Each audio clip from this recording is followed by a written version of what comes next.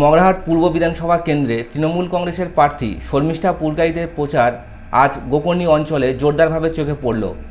আজকের প্রচার মিছিল শুরু হয় মগরাহাট থানার অন্তর্গত শ্যামনগর গ্রাম থেকে। বিকেল প্রায় 4:17 নাগাদ শ্যামনগর গ্রামে পৌঁছালে দেখা যায় তৃণমূলের বহু মহিলা ও পুরুষ কর্মী সমর্থক প্রার্থীকে স্বাগত জানানোর জন্য অপেক্ষা করছেন। প্রার্থী শর্মিষ্ঠা পুরকাইত গ্রামে প্রবেশ করতেই কর্মীরা ফুলের পাপড়ি ছড়িয়ে উষ্ণ অভ্যর্থনা জানান। এই মিছিলে প্রার্থীর সঙ্গে উপস্থিত ছিলেন মগরাহাট 2 নম্বর ব্লকের সভাপতি সেলিম লস্কর সহ ব্লকের অন্যান্য তৃণমূলের কর্মকর্তারা। শ্যামনগর থেকে মিছিল প্রথমে গোটবেড়িয়া গ্রামে যায়, সেখান থেকে আবার শ্যামনগরে ফিরে গোকর্ণী লস্করপাড়া হয়ে প্রায় সন্ধ্যা 6টা নাগাদ গোকর্ণী মানিকতলার মোড়ে এসে পৌঁছায়। প্রায় 3 কিলোমিটার পথ জুড়ে এই প্রচার মিছিল চলে।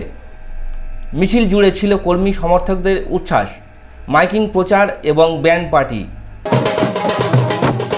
কর্মীদের হাতে দেখা যায় যুবসাথী, কন্যাশ্রী সহ বিভিন্ন সরকারি প্রকল্পের প্লেকার্ড। এরপর গোকর্ণীতে অনুষ্ঠিত পথসভায় প্রায় 200 জন কংগ্রেস কর্মী সমর্থক তৃণমূল কংগ্রেসে যোগদান করেন।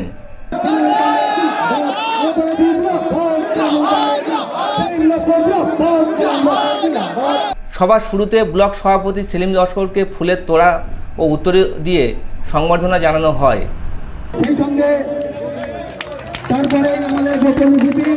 একইভাবে প্রার্থী শর্মিষ্ঠা পুরকাইত এবং অন্যান্য নেতৃত্বকেও সম্মানিত করা হয়।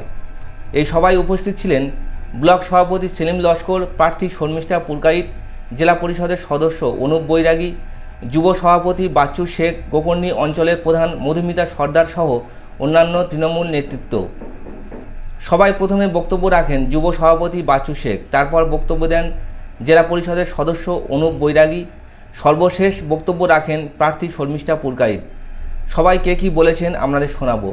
মগরাহাট থেকে আনোয়ার হোসেন সর্দারের রিপোর্ট, দুয়ারে সংবাদ। আপনাদের কাছে প্রশ্ন, মগরাহাট পূর্বে কোন দল জয়ের পথে এগোবে বলে আপনি মনে করেন? আপনার মতামত কমেন্টে জানান।